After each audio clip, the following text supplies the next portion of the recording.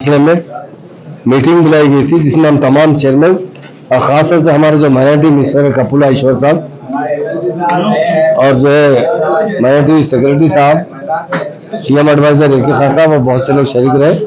और जो हमारे एमएलए से मैम के एमएलए भी मौजूद थे और शिया कमेटी के बहुत से हजरात भी थे। BK आलम के बारे में और उस दिन के इंतजाम के बारे में डिटेल डिस्कशन हुआ और मुत्तफ़िक़ा तरीके से जो जो ज़रूरत है, जहाँ जहाँ आशिक खानों की मदद करने की ज़रूरत है, वहाँ आशिक खानों के रिपेयर के लिए डिटेल हमारे वक्फ बोर्ड के चेयरमैन साहब ने भी बताया कि हम इतने आशिक खानों को रिपेयर किए हैं। कुछ लोगों ने कहा कि डिस्ट्रिक्टों में भी जो आशिक खान है उसके रिपेयरिंग के लिए, तो मैं उनसे वायदा किया हो कि हमारे कलेक्टर से हम हिदायत देंगे जहाँ जहाँ डिस्ट्रिक्ट में आशिक खाने हैं और ज़रूर उसे रिपेयर किया जाएगा। और मुहर्रम एक ऐसा महीना है जिसमें हम गम मनाते हैं और उस गम में सारे तेलंगाना का कल्चर है, हमारे हिंदू भाई भी शरीक होते हैं, वो बाज़ाब्ता अलम निकालते हैं, बाज़ाब्ता मुहर्रम का एहतमाम करते हैं। तो हम ये गंगा जमुना तहजीब हमारे तेलंगाना में बरसों से चलती आ रही है और हमारे सीएम साहब तेलंगाना बनने के बाद इस गंगा जमुना तहजीब को बहुत फरोग दिया है। आज सारे हिंदुस्तान में कहीं गंगा जमुना तहजीब है तो तेलंगाना में। और मुहर्रम यकीनन हमारे लिए बड़ा एहतराम का महीना है और हमारे शिया भाई बहुत मातम करते हैं, गम मनाते हैं। उस गम में तमाम हम भी शरीक है, हमारे हिंदू भाई भी शरीक है। इस मरतबा भी मुहर्रम का दिन जो BK आलम है, हाथी का भी बारे में भी जियो जारी हो चुका है। हर साल की तरह और भी अच्छे इंतजाम करेंगे। एक बात मैं कहना चाहता हूँ, कोरोना के अंदर सारे हिंदुस्तान में कहीं मुहर्रम का एहतमाम नहीं किया गया, मगर हमारे हैदराबाद में और तेलंगाना स्टेट में किया गया। डेफिनेट हमारे सीएम साहब 2 बार हमसे जरूर पूछते हैं, एक बार हाजियों के इंतजाम के सिलसिले में, दूसरी बार मुहर्रम के इंतजाम के सिलसिले में हम अच्छे से अच्छे इंतजाम करेंगे। मेरे अजीज औहदेदार ऑफिसर्स और शिया भाइयों के सबको मेरा आदाब। आप सबको मालूम है कि हर साल हैदराबाद सिटी पुलिस बड़े पैमाने पर बंदोबस्त का इंतजाम जो है करती आ रही है और ये साल भी हम करेंगे। ये साल डेट्स हैं 29 या 30 और 10 मुहर्रम आने वाला है 9 या 10 तारीख को अगले महीने।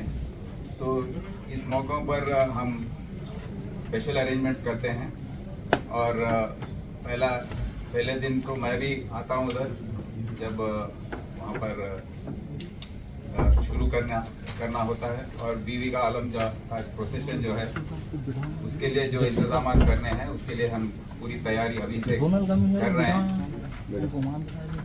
हमारे तरफ से ये अलावा और खानों के पास जो भी बंदोबस्त का इंतजाम करना है, हम बंदोबस्त टीम ऑलरेडी कर चुके हैं।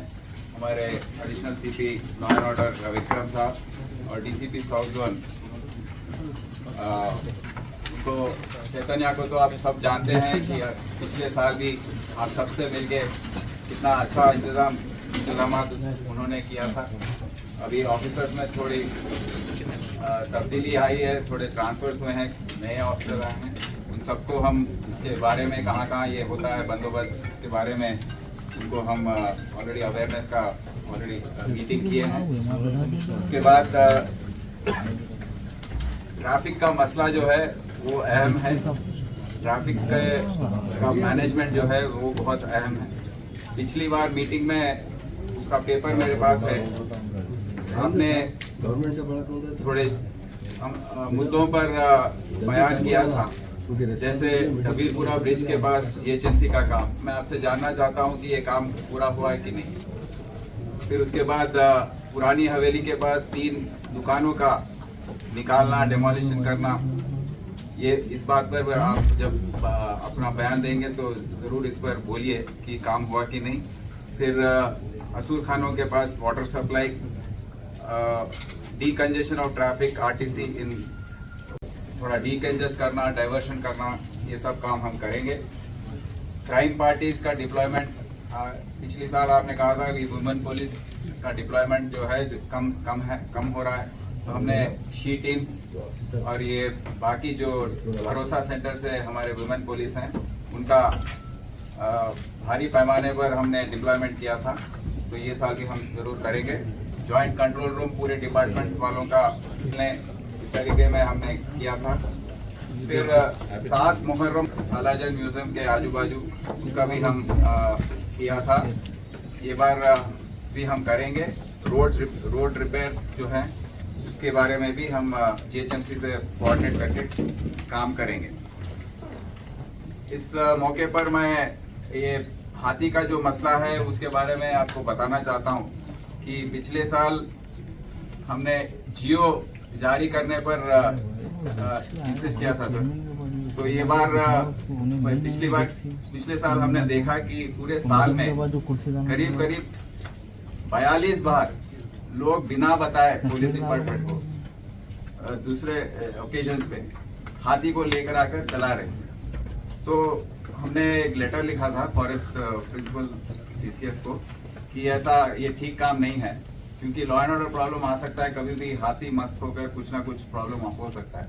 तो हर बार जो भी अभी सुप्रीम कोर्ट के ऑर्डर्स हैं या ये ग्रीन ट्राइब्यूनल का हो या एनिमल राइट्स का हो, जो भी लॉ है कानून है, इसके बारे में काफ़ी क्लियर है और ये कंटेम्प्ट ऑफ कोर्ट भी हो सकता है। तो हमने लेटर लिखा और उस पर चीफ सेक्रेटरी मैडम को भी बताया था, तो उन्होंने मान लिया और ये बार खुशी की बात है कि जियो जारी हो गया है।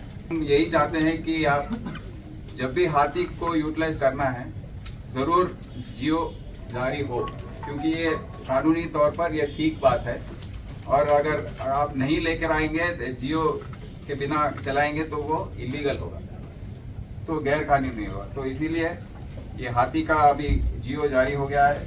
मैं दरख्वास्त करता हूँ कि 1 दिन 2 दिन पहले ही वो हाथी को लेकर आए, उसको आराम दें, उसको रेस्ट दें, क्योंकि वो दिन जो है हम सब देखते हैं, हम जब जाते हैं कि कितना क्राउड होता है, वो कितना थक जाता है वो हाथी।